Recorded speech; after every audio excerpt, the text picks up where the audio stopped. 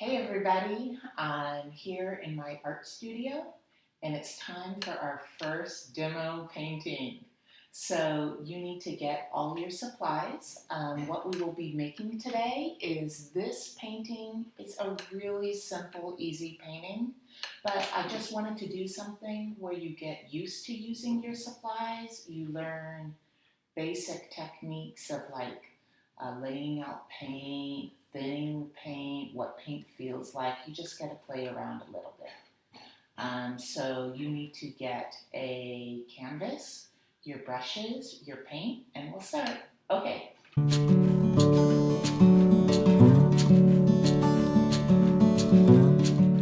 Okay, I'm just going to start with a canvas panel. It's a picture with the hills on the bottom and the sky on top. I've taken some time to draw the hills on the bottom. I also have my palette. I'm using a glass palette. It's from Home Depot, and I have duct tape around the edges of the palette. I have my paint thinner. I have to have enough thinner to cover the bristles of the brush. Tons of brushes, and I have my painting rag good to go. What I'm going to do is I'm going to start by laying out the color. So I'm putting titanium white in the corner. Then I'll put some lemon yellow. It's a really bright, super happy color. Then I'm going to put in cadmium red light. It's like a tomato red color. And then after that, I'm going to put in my personal favorite color. It's Alizarin crimson. It's a really beautiful color. Now, the important thing is I'm starting to lay out my paint colors, and I'm just keeping them on the edge of the palette. Next, I'll put in phthalo blue. I usually do a gap in between, like I go from warms to cool colors. What's important to know about this whole thing is I am using oil paint, so I think I have the advantage in this painting. I'm going to start by putting in thinned paint in the sky, and then I'm just going to try to be a little careful when I put in the paint on the hills. I do not want that paint to blend too much. So I'll start with a pink on the sky, put a yellow color, and then like an orangish color. And then I'm going to go on to the hills. But it should be pretty easy to do. It's not going to be that difficult. You want to match your brush with the size of what you're painting. So I'm painting a lot of the sky. It's a big area, so I want to use my biggest brush. So that would be your size 8 brush. And I'm just going to get some alizarin crimson.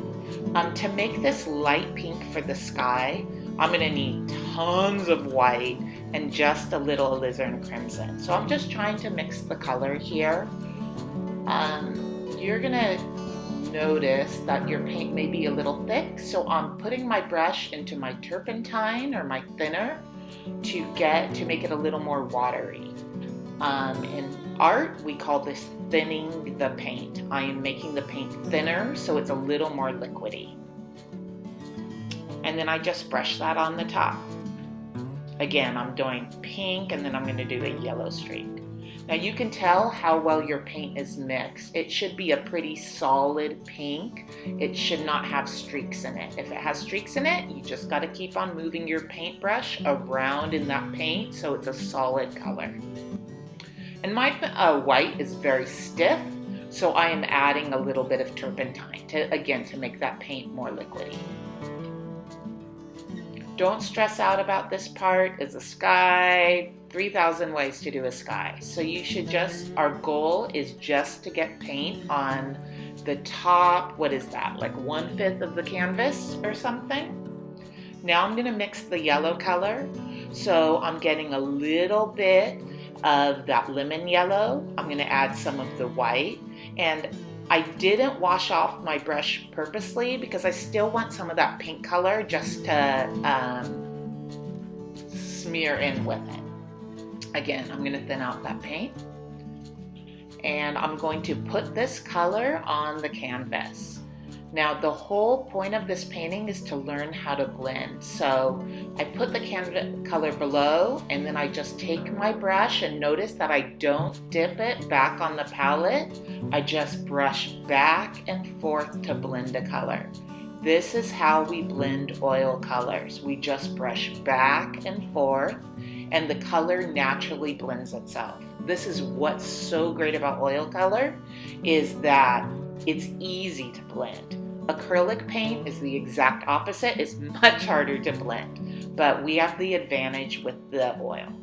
Now I'm thinking about making orange. How am I going to make this orange? I'll probably use my different red, the cadmium red. So a little cadmium red, a little bit of the yellow, and then more of the white. Anytime we do a sky, it's going to be tons of white. I mix a color and it looks like the skin of Ernie from Ernie and Bert. So I'm going to add a little more white. We want to make that a natural looking orange in the sky. Now you're going to figure something out pretty quick when you paint, and that is a color will look right on your palette and then you're shocked when you put it on your painting. We judge a color not by how it looks on the palette, but how it looks on the painting. So we just try our best to combine the color on the palette, but once I put it down, you want to kind of like move your head back and decide, is that a good color orange or do we need to change it? And then I know that if I fill this in more, I can just once again bring it up to the color I painted before and brush back and forth to blend that together. I actually don't really like that color, so I'm trying to add white, like a little less intense orange, just to blend it together. It seems a little crazy. So I'm just putting in the color, I'm putting it down, and then I'm going to get my brush, and once again I'll just go back and forth blending those colors together. So this is how we blend oils. It kind of has a division right now in how it is, but if I brush it back and forth, that division does disappear and we can have a seamless appearance. It's pretty nice. Oils were invented during the Renaissance and they were a huge step up from the fresco painting the artists had been using before. Okay, now I'm going to go on to my hills. I could use the same brush or I could change my brush. I'm going to choose to change my brush because it is a smaller area. So I'm going to use like a number 4 brush at this point, or a number 2 brush. And I'm going to try to mix a color that's kind of like a mint green color. I do not have green on my palette though, so I do have to use the phthalo blue and a little bit of the yellow. Now you have to be careful with phthalo blue. It is the most powerful color. In art, we say it has a high tinting strength. A little phthalo blue goes a long way. So I'm going to just be using a little phthalo blue, a lot of white, and a little yellow to make that green color. And once again, I'm going to have the thing where I'm going to mix it on my palette, and I don't really know if that color is correct until I put it down on a hill. Kind of looks a little dark, so I'll probably add some more white to that color. I have to get out more white paint. I have to add some more white to that color just to make it a little lighter. Atmospheric perspective tells us that hills in the distance are lighter, and as things get closer to us, they get a little darker. Correct atmospheric perspective actually tells us hills in the distance are lighter and bluer. And the further away they are, the lighter they are, and the slightly cooler or bluer they are. So I'm just going to put this color down. Now, again, the whole point of this is for you guys to play around with the paint, but also to learn how to make hard edges or defined edges and soft blending together. I do want hard edges here. So I'm just trying to be a little careful how I put the color down where it meets the sky. I'm just trying to put it down there and not go back and forth because that sky color will mix with the mountain color. So I'm trying to be a little gentle and careful at this point. And I can go back, again, it's hills, like we can make this as messy as we want, or like you don't have to stress about the drawing of this. You can be as carefree as you want. Now I'm going to try to mix a medium green color. So I'm just adding more of that phthalo blue to my mixture I already had and adding in a little yellow. I put the mixture down. I'm not really sure about the color until I try it on the painting. And so maybe a little too dark. So I'll mix it and make it a little lighter. Because this is we don't have a photo we're basing this from, there's a lot more freedom. So it's just kind of listening to your internal color sense. And I'm just blocking this color in as carefully as I can. And then I'll go to the other side of the mountain. This is like a middle mountain range in the middle of the picture. We're just trying to be careful and put this color in, and that hill will eventually be the background. Oils is a really forgiving medium. Like where I have a little bit of mess, it doesn't really matter because I will put a darker color and it's going to cover all of that. So you have a lot of freedom when you're doing oils. I'm now going to mix my last color. It's the color of the hills closest to us. Again, I'm using phthalo blue, my lemon yellow, and the white. But because I want these to be darker, these hills to be darker, I'm going to use a little less white. And then I'm just trying the color. I'm mixing it. I mix it on the palette. And then I put it down on the brush. I put it down on the painting.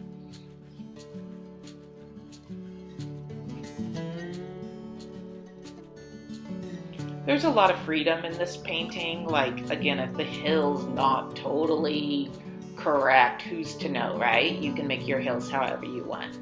So you could go a little crazy at this part. The drawing is not so important as the color. So you want those higher hills or the hills in the distance to be lighter. The middle hills need to be a medium color, and then the hills you're doing now should be the darkest part. So that's probably the most important thing.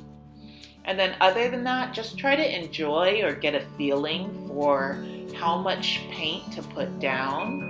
What's important is that you cover the canvas and there's no white showing. But some students love thick paint, some people love thinner paint. Just try to have fun with this and figure out how much paint you like. And then this could also depend on the brush. If you have a hard bristle brush, like if it feels kind of stiff, it's going to want to put paint down. And if you have a soft nylon brush, it's not going to want to put paint down. So you might want to vary your brush partway through and see if you like one brush better than the other. And again, our goal, just make sure all the white is covered. That's the most important thing.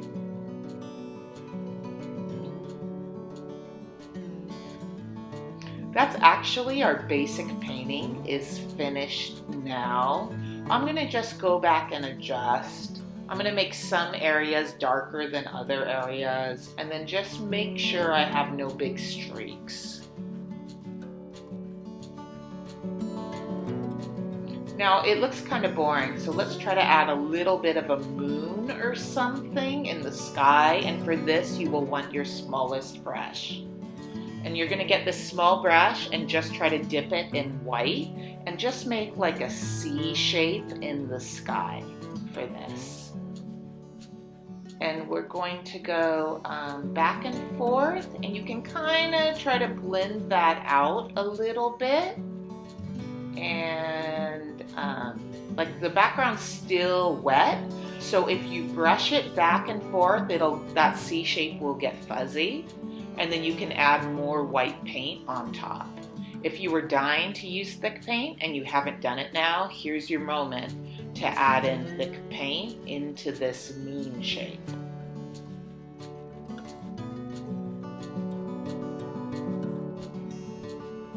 Okay, and that's basically it. Good job, you guys. Okay, so now we're done the painting, and I want to show you guys how to clean up. I'm going to scrape off my palette mixed colors. So these globs of paint I can keep they will stay wet it depends on the color and it depends on the weather. But the rest of the paint I have to scrape off. So like this clump of white will stay wet for a week. But using a palette knife, I just scrape and put it on a paper towel. You could also use a straight edge razor blade for this.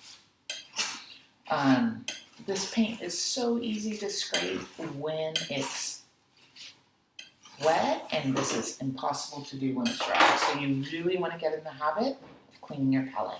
And then I'm just going to use that same paper towel.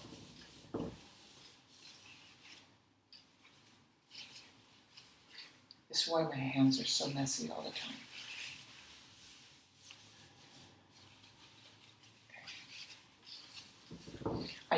My goal here is to make my mixing area nice and smooth for next week or for whenever I'm going to paint next. And then I'm going to go by and I'm going to clean up the edges of my colors so that they're good to go as well. Okay. So palette is now done. I will put this palette away. I'm just going to leave it on a shelf. I'm in my studio. I'm lucky that I can do that. If you're at your home, these paint globs are going to stay wet for about a week. So don't leave this where a little kid can get in and go crazy. Put it on a high shelf or something like that. And then I have my brushes to wash. So I'm just going to press down. What is that? That's weird. Okay. And then I'm just going to wash them with soap and water. Okay. And then this is my thinner. I'm going to put the cap on the thinner. Now, the color right now, it's this really weird green color. But the paint particles are going to settle on the bottom and it will be clear and reusable at the top. So I have to put it somewhere where no one's going to mess with it because it has to sit still to settle down. And it is a chemical, it's paint thinner, it's highly flammable, so I don't want to put it by my oven or anywhere where there's a lot of heat. So I'm just going to put it inside a closet and let it settle down. If you're worried, you could put it outside though. But again, you don't want any animals to mess with it. And then I'll just leave my painting to dry somewhere, again, where no one's going to mess with it. It will be dry. I used a lot of thinner in the top, so it'll be dry maybe by tomorrow or the day after that, depending on the weather. If it's hot, it'll be dry earlier. If it's cold, it'll take a little longer to dry. So then I just have to wash, again, my brushes with soap and water, and I'm good to go. Okay, thanks you guys.